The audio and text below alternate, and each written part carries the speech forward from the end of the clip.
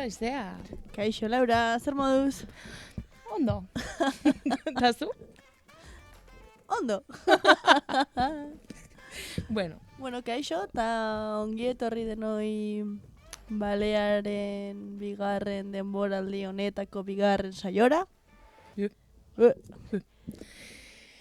bai, pasa dira gauza gutxi batzuk, azkenengo... Hilabete honetan, urria etorri da pixka bat loko, Pixka fascista etorri da urria, ez da? Bai, apurtxo bat bai. Ez que, a ver, nondik hasi.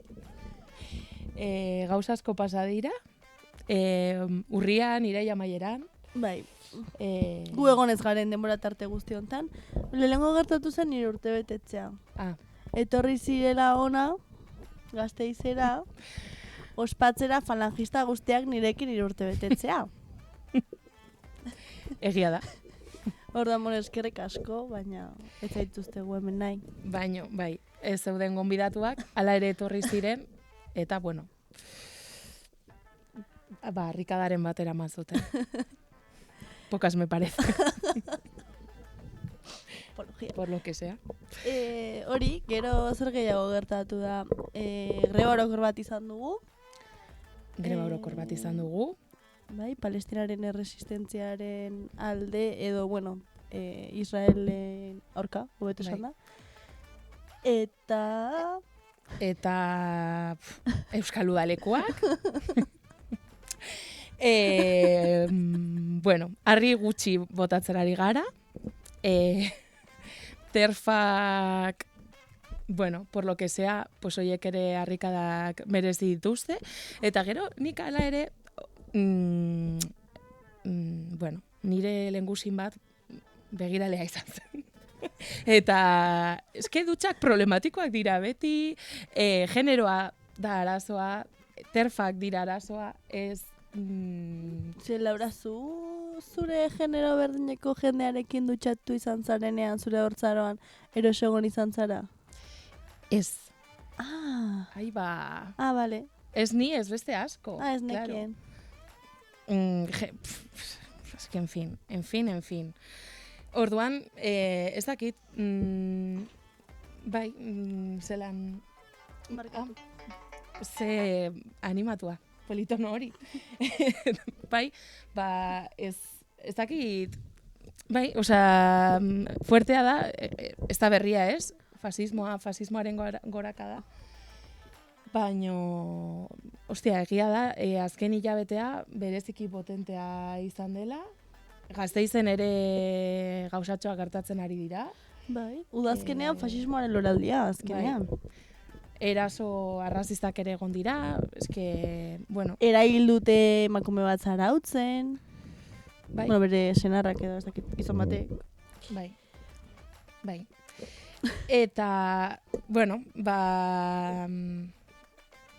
hori, harri gutxi botatzen ari gara. Baina, bueno, besterik gabe, hau horrela, honen ostean, batean orain, tontoarena egitera gatoz, pues bueno, pixkat bai. Egia esan, dirudienez fasistak benetan existitzen dira, ala ikusten ari gara, azken aldian. Ez gaude 17. mendean, eta ez dira izaki mitologikoak, benetan existitzen dira fasistak, baino gaur olako giro dramatiko bat izango dugu, eta gaur bai mitologia eta fantasiaz hitz egitera dator Paul Urquijo. Torri bai. Olako sarrera arraro honen ostean. Kaixo. Kaixo, Paul, zer moduz?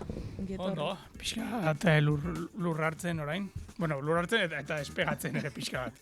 Bai, hemen komentatu duzuen guzti honetan, ez? Aterrizaje pista komplikatua, baina hortxe gatoz. Bai. Bueno, Paul, esango nuke ez daukazula aurkezpen behar handi egirik, aski ezaguna zara, baina, bueno, pixka bat informatu gara, ezpada, akatsan diegerik ez egiteko. Zerbait gaizki esaten badugu, zuzendu, lasai, edo ez, azkenean, bakoitza gero aurkezten da berak nahi duen moduan. Horrela, azkar batean esateko, arabar gidoilari eta zinema egilea.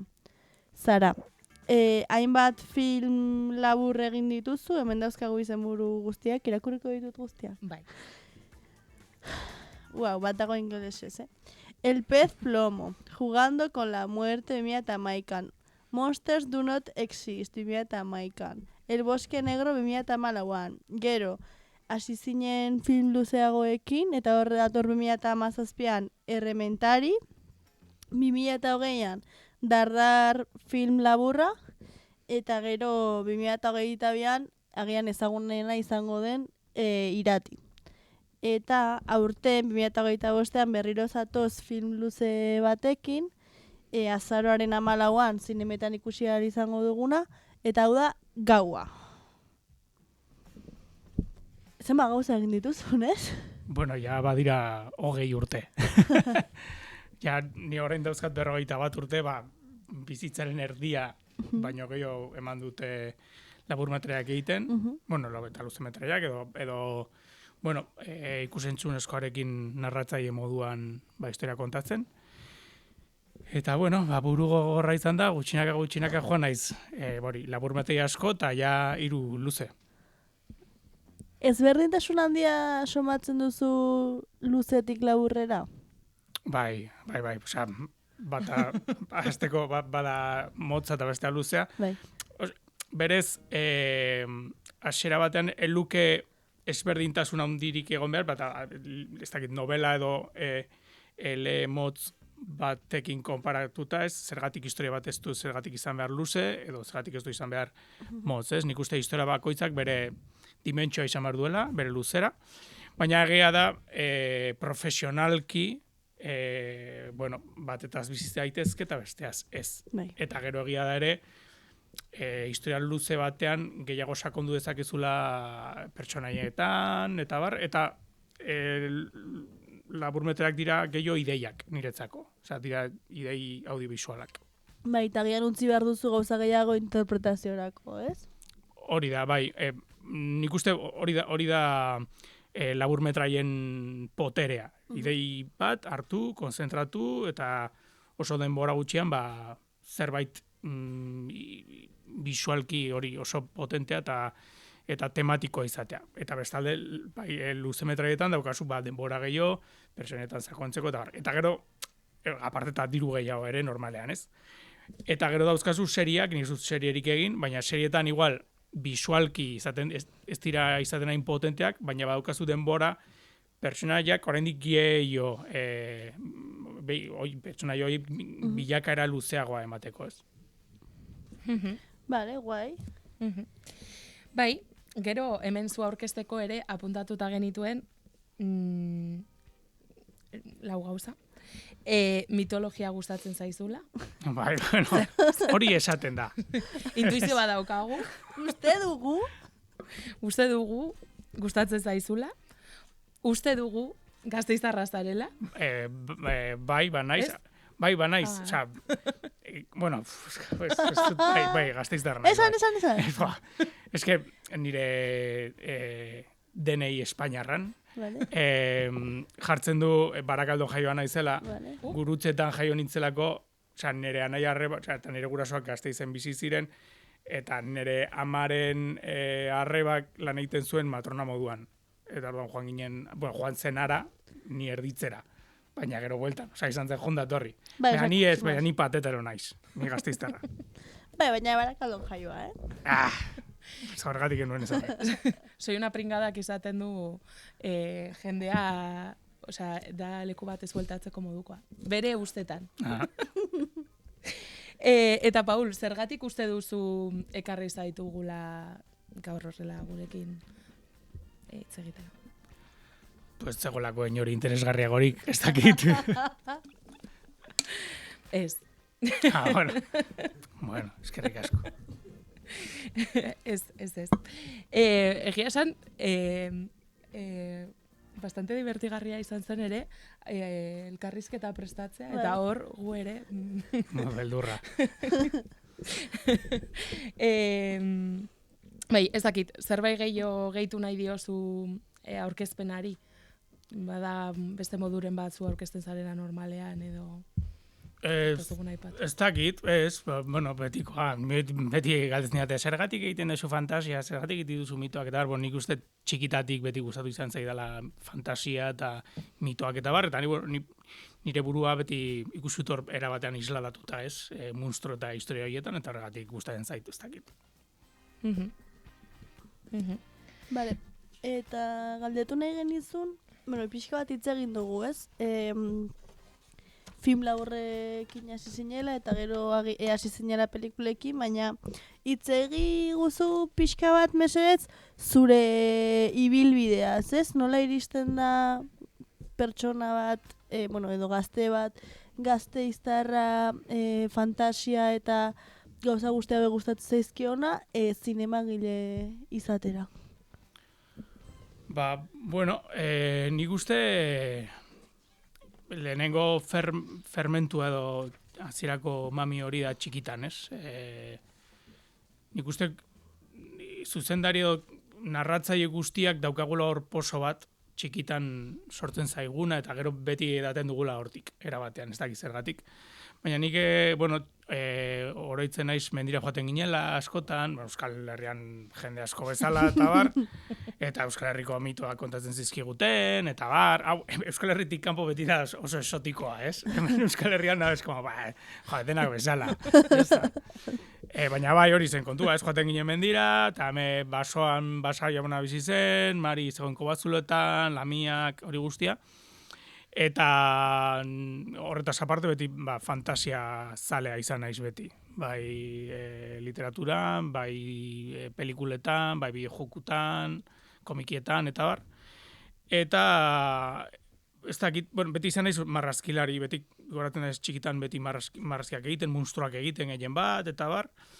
Eta, heldutzen joan ahala, zer egin edut bizitzarekin. Aitak esan zen, ingenieri edo arkitekto, ni arkitekto nahi izango, baina beti ingeniero ez dakit zer, eta igual informatiko, igual egin diseño grafikoko zerbait, edo audiovisualak, olako zer.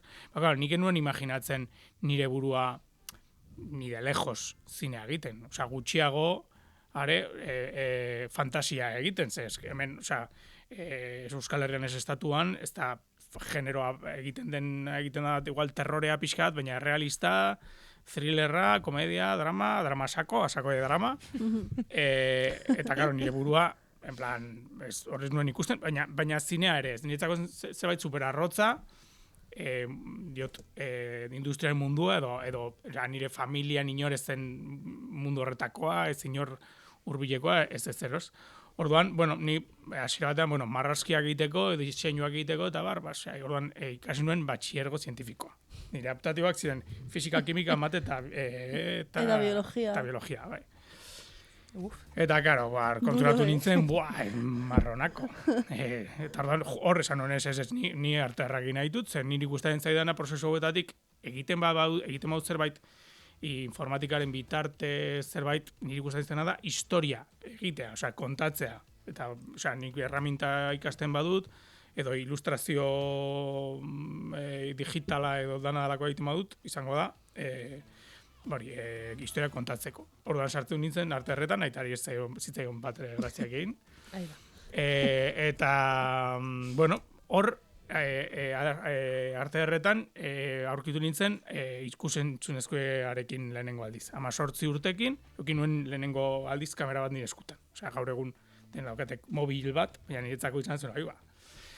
Eta hor hasi ginen, lagunen artean, laburmetraiak egiten eta bar, geroz eta serioago, hasiera batean makarradak, erdigoreak, nigoratzen ez garai horietan, adibidez niretzako, Brain Death, bezalako pelikulak ziren, izugarri gustatzen zitzaizkigun, olako makarradak, terrore japoniarra asko gustatzen zitzaigun eta bar, Eta bueno, joaten ginen gutxinaka gauzak egiten, urtero, taka, geroz eta proiektu, potolagoak, eta ja hori hasi nintzen pixkat bideo hori ikusten, ez? Ja pixkat sakontzen, aber nola egiten dena, eta joan egiten egin ahala, joan naiz bidea egiten, eta ja, esan, hau da nire nahi hau da zinean aurkitu nuen nire historia kontatzeko bidea edo erraminta, ez? Eta joan nintzen sakontzen, eta ostia, esken txiki-txikitatik beti maite izan dudana, zen joatea bideoklubera, VHS-ak alokatu, eta pelikulak ikusi netzak hori zen paradisu bat, ez?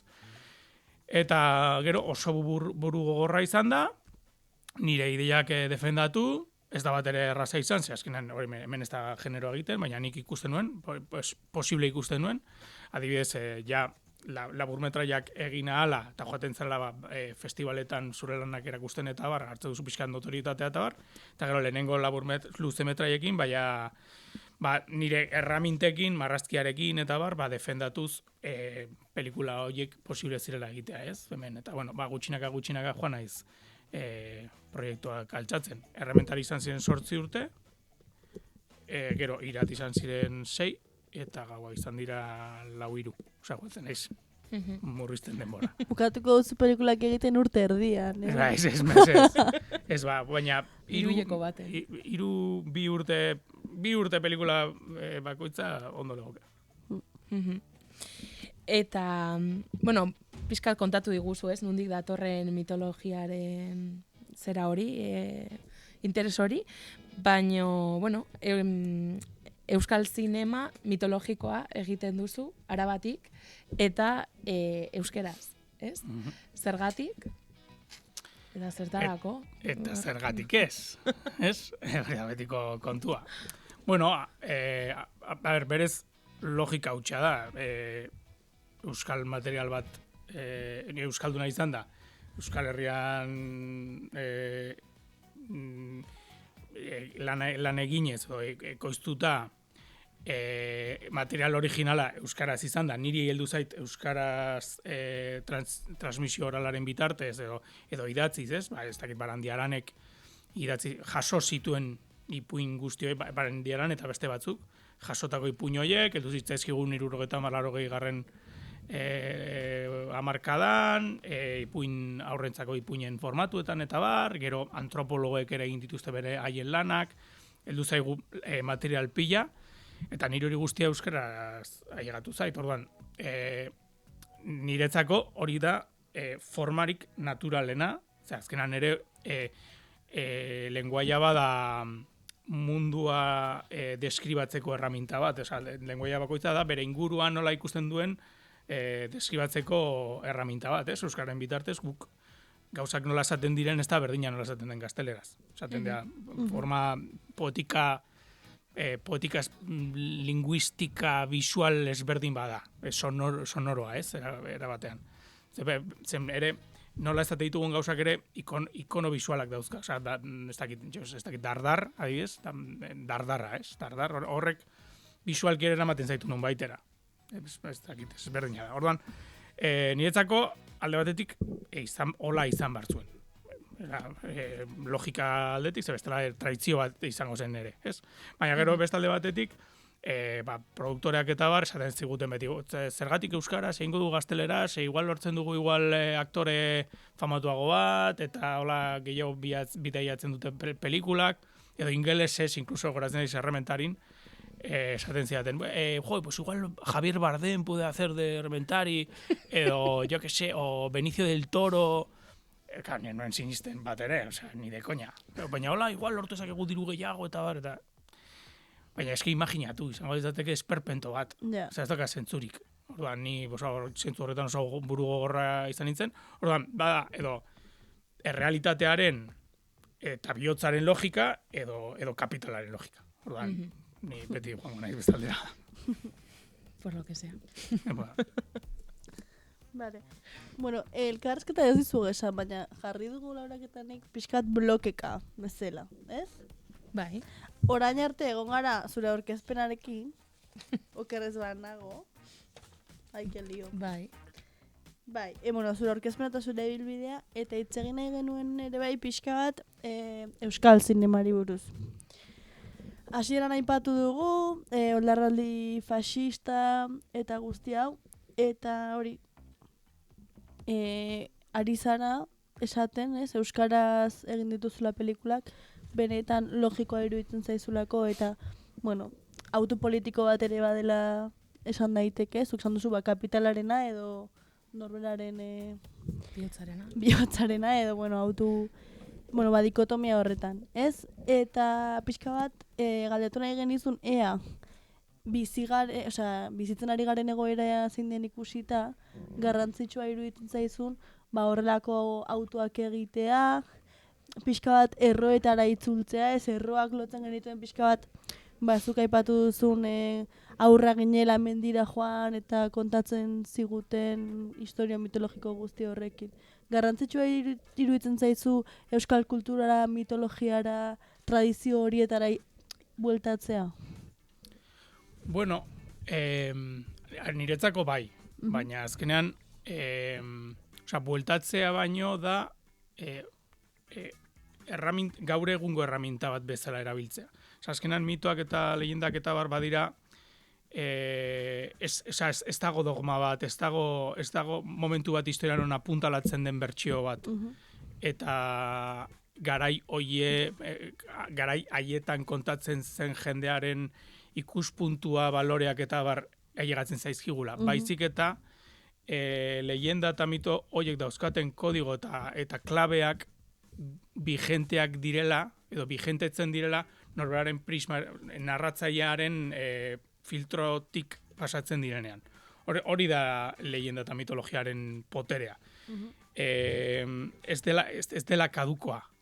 Hartzen badugu ez dakit, jarrikut beste adibidete Gilgamesh epopeia, ezagutzen duzue duela 5.000 urte idatzi zen harrian kuneoiformen suposatzen da dela lehenengo idatzita edo registratuta dagoen lehenengo historia hori. Naiz eta hori idatzita dagoen, zuk hartzen duzu historia eramatuzu gaur egunera, eta adibidez, hor kontatzen da, nola Gilgamesh den errege bat, inmortalidadea lortu nahi duela eta jotzen dela, enfrentatzen dela beste jainko batzuei eta bar. Eta horretarako, jainkoek sortzen dute beste tipo bat, adarrekin deitzen dela enkidu. Eta apatean, borrokatzen dira, baina apatean lagunak itera, eta maitale. Eta dira, bi gizon, super rollo bizardunak, rollo Mesopotamiako imagineria super gerlari, oso godoltxu imagineria horrekin, baina erlazio homosexual batekin. Hori guztiz egunera ekarri dezakezu eta gaur egungo prismaren bitartez, historia hori kontatu, eta jende asko eta denok sentituko gara identifikatutakor. Orduan, leyendak eta mitoak daukate hori, ez direla, beti direla vigenteak.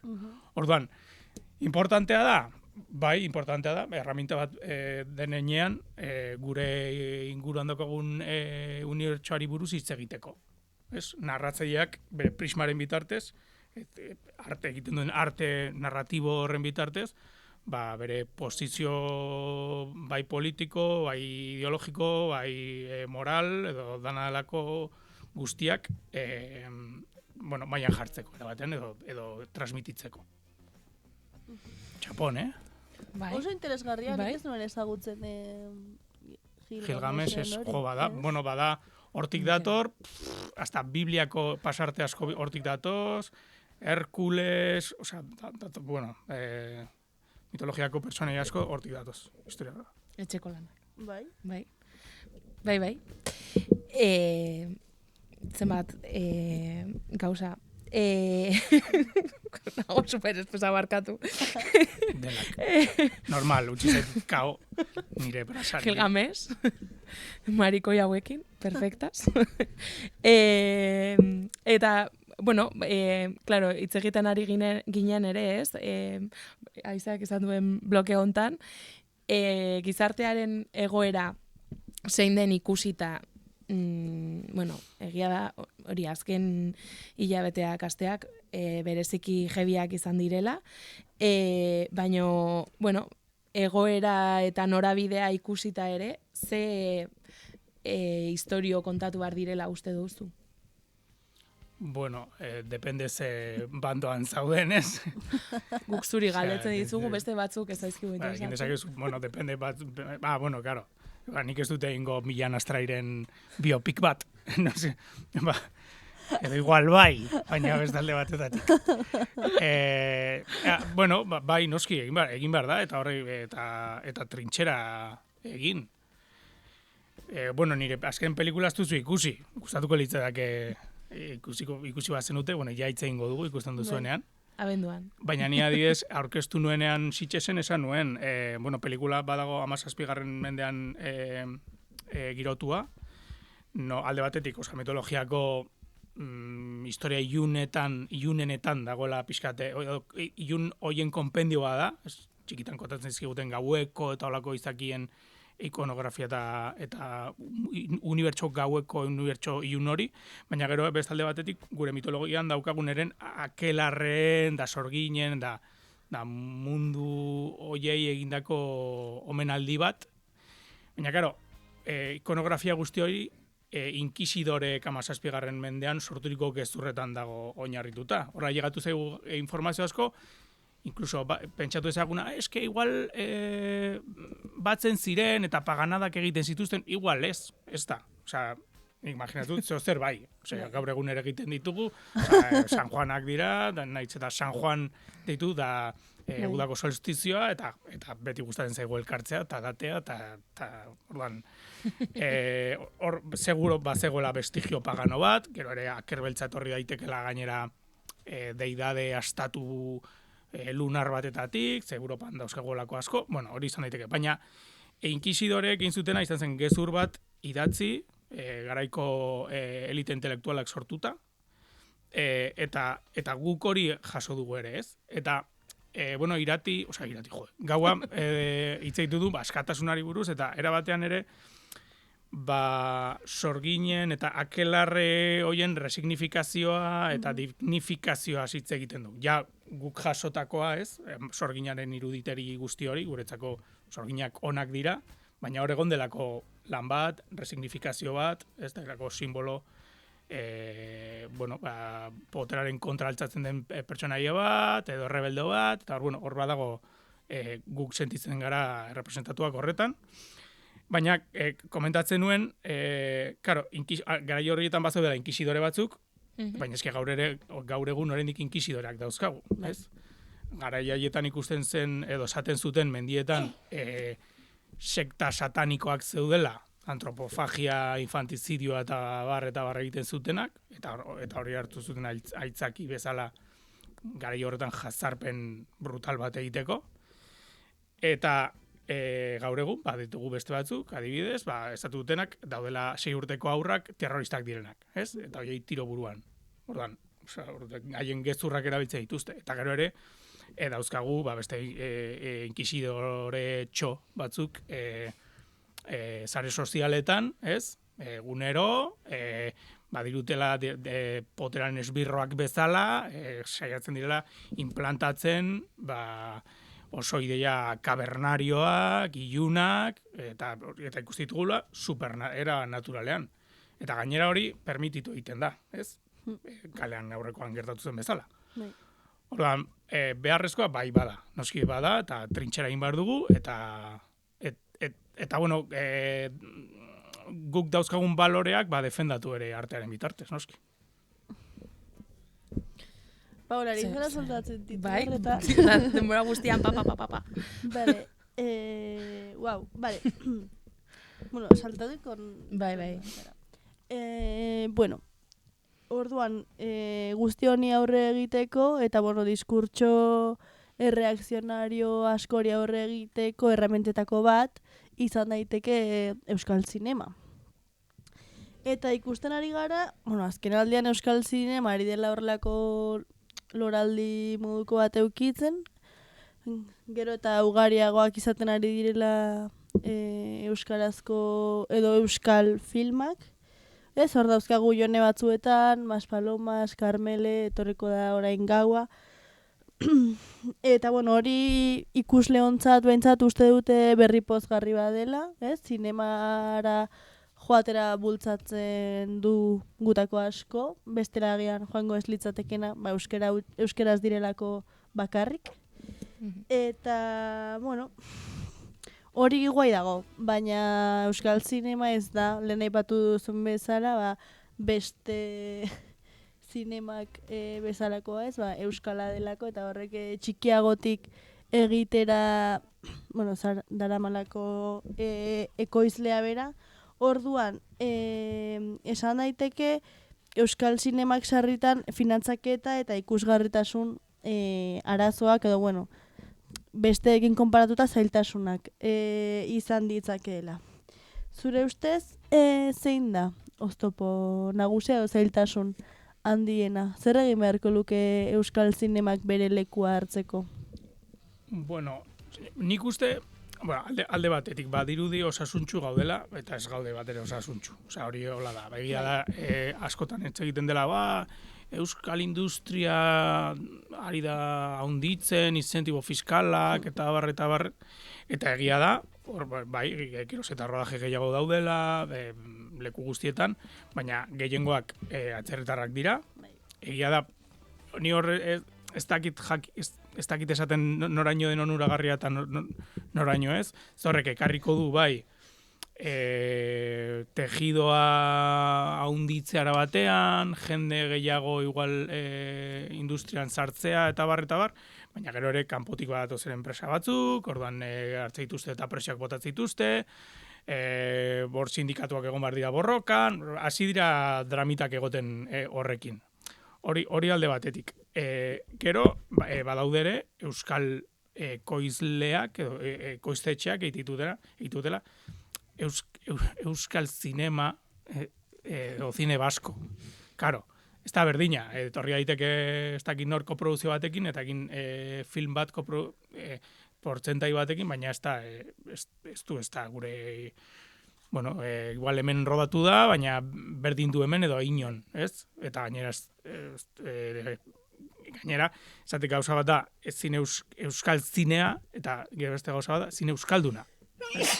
Beti dago, zer da euskal zinema, hor dago debate bat. Bai, literaturarekin ere gertatzen da. Orduan, zer behar dugu? Bueno, aurrek urtean adibidez oso usta txarra euki genuen, zen apenas egon pelikula euskaldunik.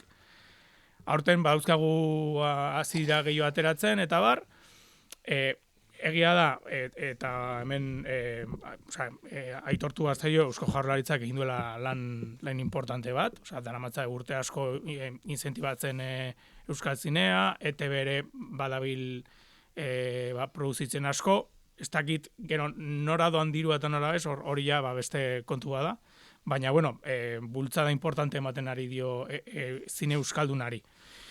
Niretzako problema handiena da, merkatua nola dagoen eraikita, zuzoaz edo zein aretotara, eta dauden pantaien euneko 80 dira denak amerikarrak. Ja ez bakarrik zine euskalduna, bezik estatuko zineman. Ez da babesten. Lehioak ez daude babestutak, zentzu horretan. Orduan, gero gainera eske egiten dira pelikula pila bat geroz eta gehiago. Da barbaridade bat dauden katitatea. Orduan ez dago lekurik, orduan egin behar denan ikuste da pixkat babestu gure ekoizpen proiekzioa. Hori da nik uste behar dena. Horrela bada, jendea igual, bueno, ez dakit, nik uste marketingaren bitartez ere, joaten zara kaletik eta ikusten duzu Marvel, Disney, miércoles, eta orduan jende igual ez da enteratzen askotan. Orduan, bueno, nik uste hori da, eta igual da erronkarik zaiena, baina horrek nik uste aldatuko lukela pixkate panorama.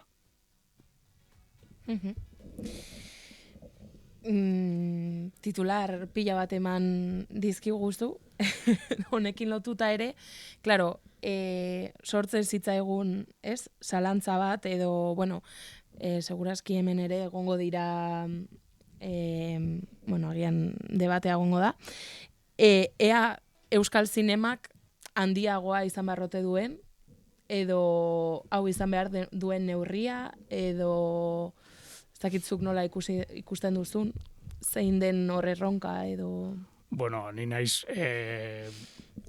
Euskal Zinema titanikoa egin nahi duen erreferentea, diot, oza, nik bataiak egin nahi dut, nahi dut egin zina epikoa eta hundia, eta euskeraz. Eta nik uste, Euskal Herrian daukagun ekonomiarekin, baina da, dena konparatu daiteke, daukagun ekonomiarekin lortu daitekela. Nik egin dut adibidez, dauzkan presupuestoak ez dira handiak, konparatzen dituzu Espainiar komedia batekin, eta daukagu presupuesto berdina. Gutxi gora bera deno gabiltza da pelikula txikiagoak ere, baina nirak ez dira superprodukzioak. Hori hola da, eta egiten dugu aldugunarekin, eta, saiatzen gara dirua lortzen, alik eta gauza handienak egiten. Kontua da, nola administratzen den diru hori. Da, etxe bizitza bezala. Dirua dago eta etxe bizitzak denok etxe aukitzeko? Bai, badago, ez dago, aber nola administratzen den hori da kontua. Baina egon badago. Ez luke, nik uste denok egin halko genukela, kalitatezko zinea, behar den presupuestoekin, hau ez da Hollywood noski, baki guztien den gure tamaina, baina nik ez dakit. Nik uste gero hori ere publikoak eskatu aina, edo egin goitu gauzak ala batean, forma batean edo bestean. Vale. Orduan, hori, zu gaundira, begira. Ni bai. Txikiak egin goitut, baina bai noski. Gainera, zinea zineak dirua behar du. Jeta ekipo oso handiak dira, beti. Naiz eta pelikula oso txikia egin, garestiak dira beti peliak. Pelikula txikiena ere, diru asko behar du. Bestela, zerbait ez dago ondo. Norbait ez dago kobratzen, batzuk bai, bestatzuk ez, bai, laguna gara, bai, hasta un punto. Bai. Lana da azkenean, industria izan behar du. Bestela bai ez dela sostengarria. Vale. Jarri dugun beste bloke bat da mitologia. Raro. Ez que arroto ginen pixka bat prestatzen, Bai, pixkat bai. Bueno, hori, hitz egin dugu, zu kontatzen dituzun historioak orokorrean fantastikoak direla, ez? Fantasia hori interesatu izan zaizula beti eta hortik sortzen duzula. Baina erabat dira fantastikoak, esan nahi dut. Batzuk bai ez, edo orokorrean oinarritu daitezke nolabait egoera edo momentu erreal batzuetan. Orduan, zu saiatzen zara, pues, gaua debaguna, 17. mendean koatzen da, saiatzen zara garai historikoari, garai historikiko koherentea izaten nolabait, ez? Ez da en plan, hago yo lo que me da la gana, porque fantasia. Fantasiak badu oinarri erreal bat, gero fantasia izan dadin. Nire kasuan bai, zenik hori, azkenan ubikatzen ditut nire filmak garai historiko batean, Euskal Herrian. Orduan nik egiten duena da, bai errealitate historikoarekin, bai fantasiarekin, nila nahi dut era oso instintibo eta organikoan. Hau funtzionatzen du, bai, ez, eta dokumentatzen naiz, eta baina beti daude utxuneak betetzeko. Orduan nik erabiltzitut utxune horiek, igual historia ezberdin batzuk, korapilatzeko zentzu batekin. Nik maten diot zentzu bat niretzako zentzua duena. Gero jendeak esango du. Baina adibidez,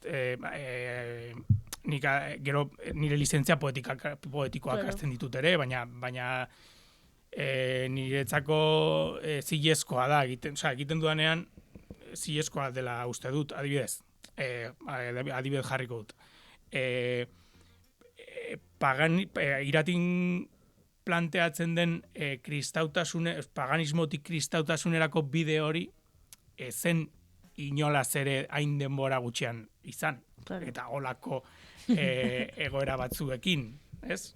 Non, batean desagertzen da kristautasuna, paganotasuna, Mariren kulto hori, batean kristautasuna heltzen delako. Eske pasatu ziren hemendik erromatarrak, ere paganoa zirela baina igual beste herrito batzuekin, preindoeuropearrak lehenengo, ez dakize zeltak, bla, bla, bla, orduan nikitu da utxune batzuk sortu, egoera fikzionatu bat sortu, eta utxuneak betez, sortut historia bat, bere poetikaren bitartez, ideia abstrakto batzuei buruz hitz egiteko.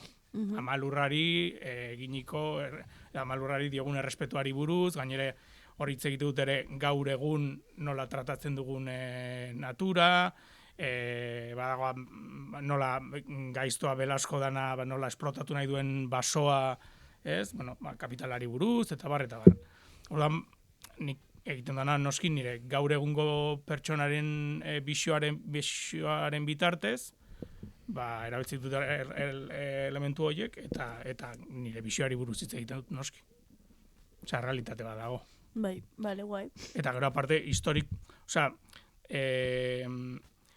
ez dagoela historikoa, errealista den, ez dagoela historikoa den, ez ere realista, beti da fikzioa. Claro. Beti izango da gaur eguneko prismaren bitartez kontatzituzen historiak, ez? Bai. Horre ere, pizkat, esan aipatu dugu ja, gaua dela zure lan berria, azaroaren 14an estrenatuko dena, Sitges-etik zatoz, aurre estrenaldiarekin ere bazabiltza hor lanean. Eta, gauari buruz kontatzea nahi genuen, ez? Azken finean, errementarin apustu handia egin zenuen euskararen alorrean hor murgiltzeko, gero irati filmean aurkeztu zenituen zure intentzioak, ez? Eta orain gaua. Zertara dator edo ze ikusiko dugu bertan? Vale, komentatu dizuena, pixka talde batik da euskal mitologiako ipuin ilun hoien konpendioa, aurkituko ditugu ezagunak diren pertsonaia mitologiko nokturno batzuk, bat aipatut gaueko, sorginen mundua, sorginkeriaren mundua, elementu asko, birauak, saldiak, objektuak, gauza elementu asko sartu ditut, eta gero ere, komentatu dugun, inkizidorek sortu zuten unibertso danteskorik, akelarrearena, ez? Hartu, hori guztia hartu, eta hartuta hori 20. hamarkadako 2. parte horretan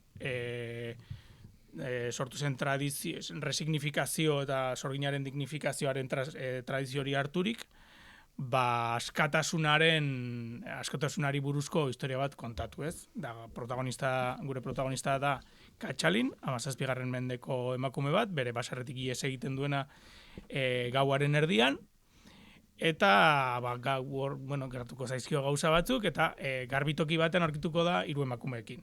Eta 3 emakume hauek, badaude hor, bere txutxu-mutxuak kontatzen, trago batzuk hartzen, bere askatasunean, eta haien beldurrezko istorioak kontatu ahala, gure protagonista ikusiko da ipuin horietan binkulatzen.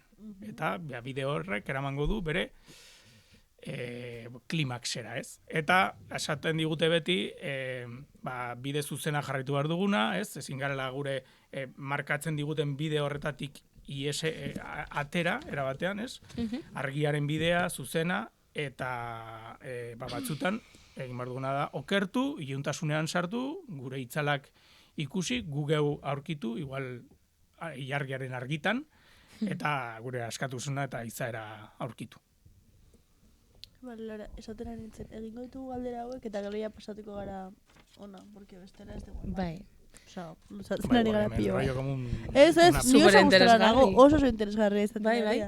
Baina, pixka bat gauarekin jarraituz, esan duzulen, errementari egiteko 8 urte eman zenituela, irati 6, eta gaua 3 urtetan egin duzula. Kontatu nahi diguzu zerbait prozesuari buruz, zeintzuk izan dira zailtasunak, egia da 3. luze metraiarekin, etorriko zarela, pixka bat gauzatxo batzuk jakinda, eta ez? Kontrolpean izango dituzula lehen baino gauza gehiago. Bai, joaten zara ikasten, ez? Nin beti lan egiten dut, ez dakit nola esan, egin ezin ditudan gauzak kontutan harturik, beti.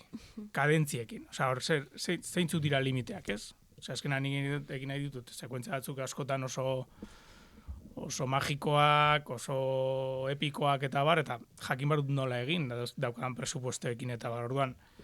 Beti idazterako orduan, joaten naiz ideia horrekin, limiteekin, ez? John Forrek esaten zuen, el cine es el arte de la renuncia, esaten zuen. Westerrak egiten zituenean desertuan.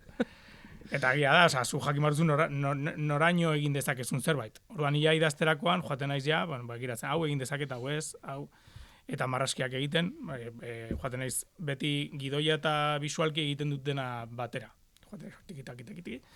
Eta aukitzen dut beti storyboarra oso ondo itxita, badakit ze momentutan beharko ditugun efektu beretziak eta zeintzuetan ez. Prozesu kreatibo horiek joan naiz pixkat gerz eta gehiago kontrolatzen. Azkenean, gure industrian ez dago horrelako, edo ez zegoen horrelako ezer. Izaki protesiok nola egin, efektu digitalak nola egin, nola rodatu gauz horiek, ez? Ez da ia estatuan, ez da. Edo estatuan hori lan egiten duten enpresek dira oso garestiak, ze lan egitute Juego de Tronos eta holako pelikulentzako, ez? Orduan, joan gara gure ekipoa, bai nirekin hasi egin diren guzti horiek, zen normalen jarraitzen dut nire ekipoarekin lan egiten, joan gara ikasten nola egin gauzak. Eta gero zetan nola izan konkretuago, nola planifikatu hobeto, nola denbora gutxiagoan egin. Azkenan hori da, pixkat, zinearen klabea da hori. Nola aprobetxatu denbora, denbora urrea da. Orduan, gero zetan motzago egin, gehiago kontatu alko duzu. Claro. Ikasten, beti ikasten. Eta ez dakit, anekdotaren bat edo olakorik. Gauarena? Bai. Gauan edo zitxesen edo izan duzuen zerbait. Bai, orain aurre estranalian edo... Ez dakit, arrera oso polita izan da, egia esan. Ez hola... Txaskarrio, en plan, highlight ez dakit esaten. Rodaje izan da oso gogorra, gau izan delako, hori bai. Gainera, otxaian... Solo faltaba egunek. Bai.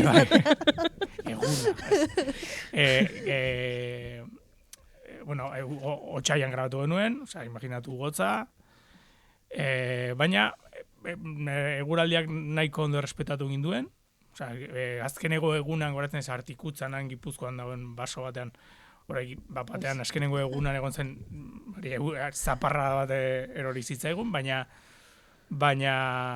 eguraldi hona egin digu, naiz eta hotza egin, eta hori gauak gorde gaitu. Ole. Ze polita.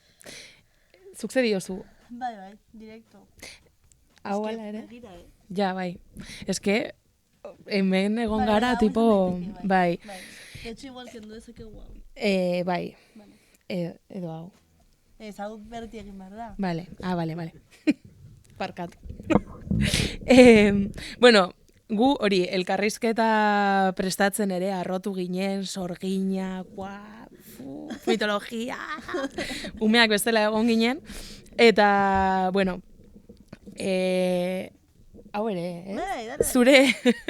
zure filmek, Basajaun, Sorgin, Deabruak, Gaua daukate, inkisizioa ere bai, ez da? Baina, egunerokoan, zein da zuri beldur gehien ematen dizun izakia? Gizakia. Sorpresa. Eso lo esperaba. Vale. Bai. Normal. Eta hartan inkisidoreak, ez direla, egiazkoak direla. Aipatu dituzun inkisidore guzti horiek, ez? Handiak eta txikiak. Bai, eta gero, esaten genuen, entzun nahi dugu mitologiari buruz hitz egiten, hori, hemen eskolan basikoarekin geratu ginen, basikoarekin, orduan, bueno, ez dakit, zerbait kontatu nahi diguzuna, edo bestela guk ere pentsatzen genuen, ez dakit, zein pertsonaia mitologikoarekin botako zenuketen parranda bat, adibidez. Dionisos. Da, jaiaren eta alkolaren jainkoa. No te jode hori tropa da. Zerbait... Arriskutsua da ere bada, kontuz, da ere personalidade aldakorraren jainkoa, kontuz. Hombre, eta ritmoa jarraitzea, joder. Dugu ginen egiten adibidez, galtzagorriekin parranda bat izan daitekela oso peligrosoa. Bai. Eta euskalduna,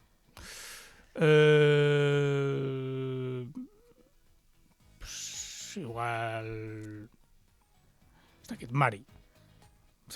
Bai, con la jefa. Hori komentatu genuen. Marirekin parrandan ateratzea, ez dakit, izan behar du safe place. Bai, horregatik. Ondo egon barzara baiala bai, ez? Gero hor badaude, ez dakit, basa jaunak ezagunagoak. Aurkitzen ditugu batzuetan parrandan. Parrandan Gasteizen despedida de soltero. Bueno, pero dago lentzero. O lentzero, bai. Bueno, ya ez dago mozkorra. Orain abestietan... Orain lentzero ya no bebe. Bai, claro. Emazte abiatu diote, no sé qué. Ya ez da putoloa, ya ez du edaten, ya da... Guapoa da. Bai, brokoli. Garbia da. Eta Aquarius. Bai. Melocotón. Jimbro. Ya, es que... Jimbro lentzero. Laizter, olentzero ere izango da jimbroa. Jargala da, leku batzuetan. Gasteizen. Olentzeroak behar badituzue, bestela, pues... Olentzero es bitarra dela, que luego le han puesto señoro, pero no es verdad. Bueno, pasatuko gara patatometrora. Patatometroa zer da, Paul, galdetuko duzu. Asmatu dugu azterketa moduko bat, erabakitzeko gure gonbidatuetatik zein den arabarrena. Momentuz pertsona bakarrak pasatu dut ez da, dela Edurne Azkarate, azken gonbidatua. Super oso arabarra. Bai, orduan, bueno. Trincheran, gainera. Agian bigarna galdituko zan. Ea. Que no azkena, Gerta daiteken okerrena da bigarren geratzea. Orduan, lehenengo galdera.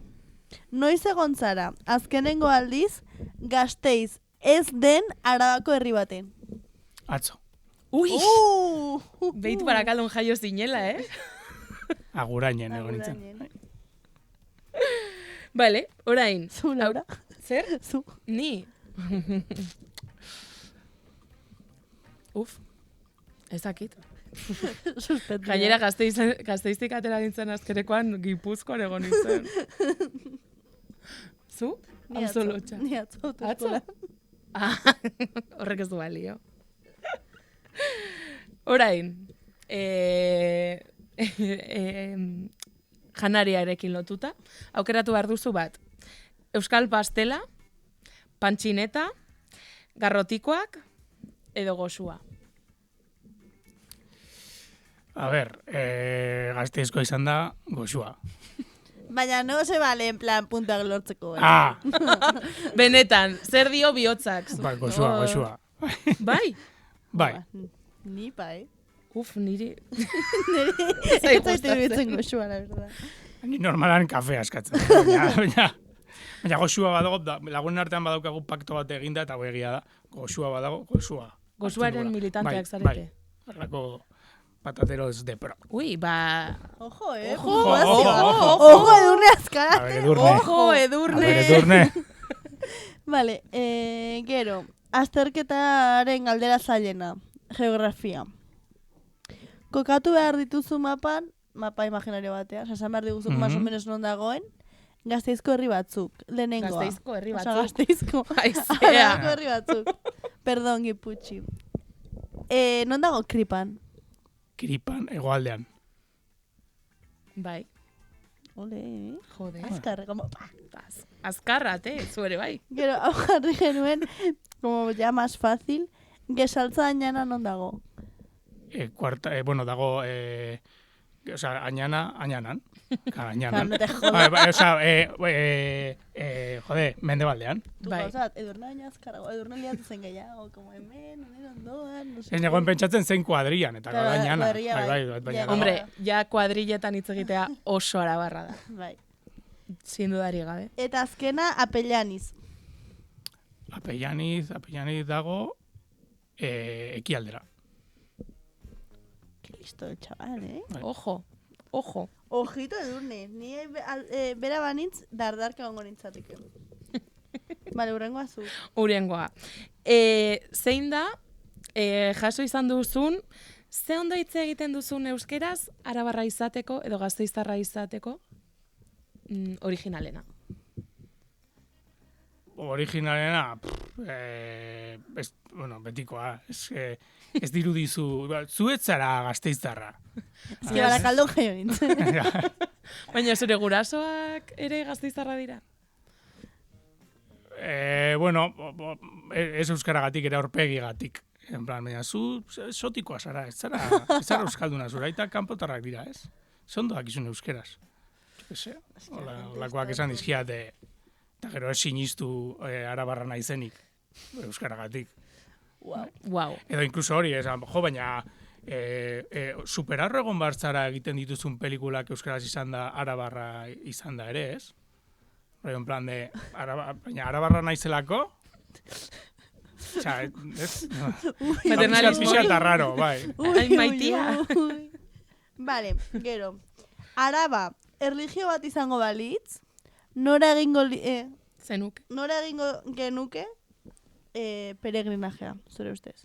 Arriagako ermitan. Hor biltzen ziren erdiaroan Arabako kuadria ezberdinak. Arriagan dagoen, bakizue parke erdian dagoen ermita hori, hor biltzen ziren kuadria ezberdinetako, klan ezberdinetako buruzaliak. Wow. Jendeak ez daki hori, baina bai. Vamos, ara bosgarrena, ja. Oso importantea. Estibalez ere importantea da, baina hau gehiago. Prestatu duzu? Ez ba. Kasita etorri da pertsona. Bueno, hau gehiago niretzako. Zeni horre joate dintzen lagunekin litroak egitera. Bai, Bai, zozer.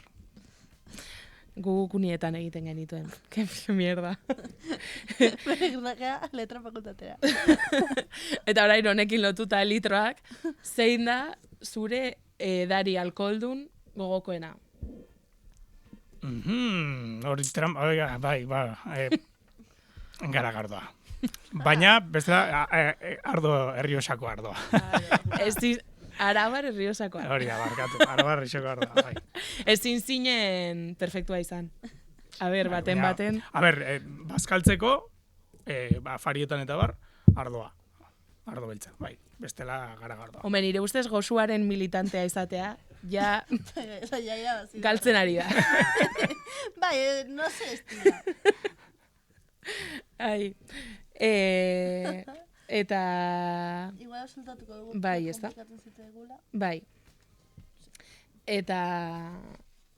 claro, beste jolas bat. Egentzakegu bat. Hau, ez? Bai, horietako bat. Bai, lehenengoa. Venga, dale. Vale, orain beste jolas bat pentsatzen genuen, hor egon ginen aurrekoan sorginei buruz eta ze galdetu hor arrotu ginenean eta zelakoak dira sorginak eta zenbat dagoen hor errealitatetik, zenbat kontatu iguten. Sorginak ere olentzero bezala gero eta guapagoak dira, normalean. Irudikatu dituzte superitxusi, azken alian guapa aruntz transizionatu dute. Aburri ditiruntz. Eta,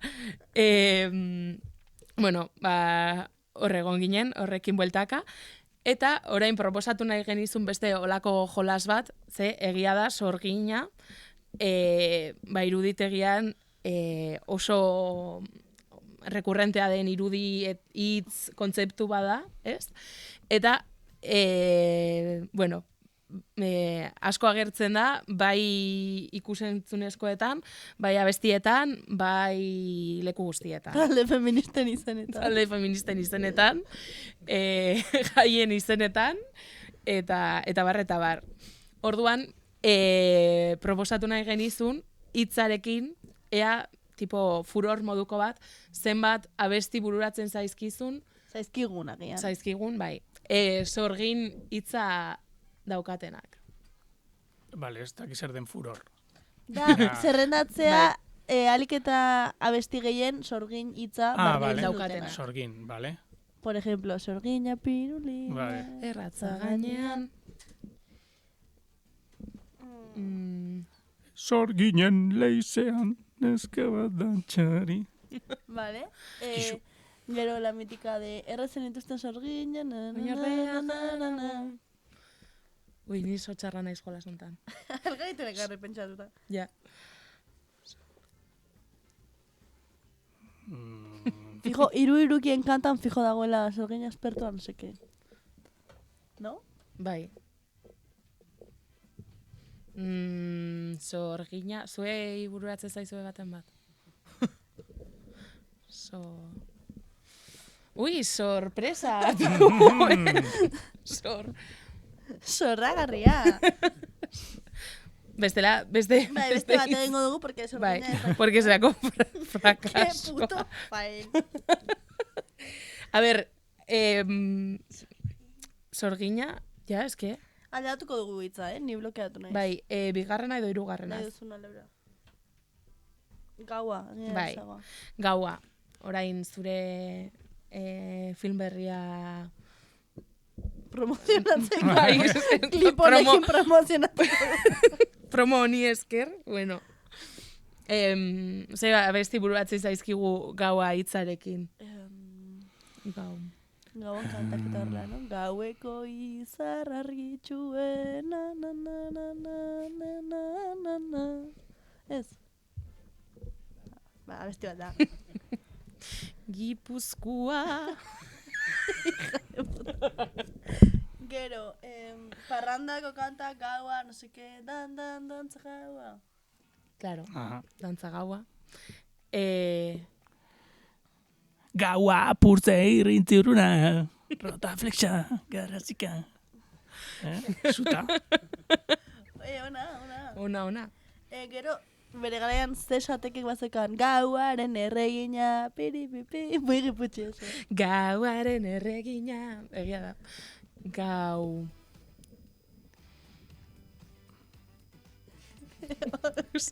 Gau eta egun euskara.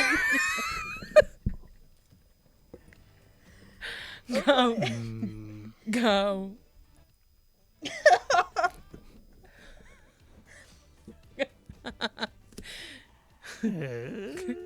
Bueno, gure... Zaila, Zaila. Que mal. Atzu gehiago kurteztezkigu. Bai, pixka tontak izan ginen ere, urrengorako apuntatu behar dugu. Ni egia da, jolas honetan blokeatzen naiz dela. Vale, eta azkena. Goizetan egunon, eta gauetan gabon. Ahí está, honekin amaitzen. Bai, bueno, amaitzen hasiko gara. Bai, ez? Mila esker, Paul, kriston titularrak bota izkiguzu, oso gauza interesgarria kontatu izkiguzu, mila esker etortzeagatik, eta zerbait gehiago esan nahi duzu? Ni oso gustura egon naiz, oso interesgarria iruditu zait elkarrizketa benetan. Bai? Eskerrak. Ba, ez, superinteresgarria. Fantazioa puta. Imaginatu, bestela. Ez, amaitzeko egiten dugu daukagu hemen gure karpeta, bueno, balearen temporada berria orkesteko hauek prestatu genituen gure krasekin, eta orain gure karpeta osatzen ari gara, eta Bueno, galdetu nahi genizun, zuk ze pertsonai edo ze pertsona ekarriko zenuke karpetara horrela fanak izateko moduan, ez? Araberra izan behar da, Edo de bago jendarra. Martin Txipia. Personaje historiko bat. Bai. Bikain, jarriko dugu... Ez dago argazkirik, baina... Bueno, baina marraztuko dugu. Idatziko dugu, marrazuko dugu zerbait. Pues hemen daude, Edurne Azkarate gurekin selfie oso guarro batean. Eta Izarmendi guren, Edurne proposatu ziguna. Eta gaurtik aurrera, pues egongo da Paul gurekin selfie guarro batean. Eta Martin Txipia, pues nolabait irudikatuko dugu. Pentsatuko dugu zelan, jarri iruditan. Eta, hori, hau izan da dena, orain arterako dugu selfia, eta esan dakoa, mil esker Paula inbeste gauza konpartitzeagatik gurekin. Oso interesgarria izan da. Ez dakit, zerbait gehiago esan nahi duzu gauari buruz edo promoari buruz, azaroaren 14an, estrenatuko da, ezta? Mundu guztia joan daia ikustera. Eta ez dakit, zer gehiago? Bai, hori bakarrik. Eta hori, saiatzea jendea zinemara joaten, pelikula handian ikusteko delako. Eta guretzako importantea dela jendeak zine euskalduna zinean ikustea, gu euskarazko zinema egiten ahal izateko. Jarraitu ahal izateko. Así que Netflixen ez, ikusi zinemetan. Alba da, zuen herriko zinema txikietan, hobeto. Ordaindu sarrera. Eta hori entzulei, eskerrik asko beste behin ere hemen gurekin egoteagatik. Espero dugu zuentzat ere guretzako bezain interesgarria izan dela. Bai. Eta guri baino kanta gehiago korrituko zaiela, ere bai. Bat egon bat etxean esaten hau eta beste, zelako mozzarellak, pues bueno. Pues argazki aterako dugu eta bagoaz. Vale, bai. Pues agur. Eskerrik asko.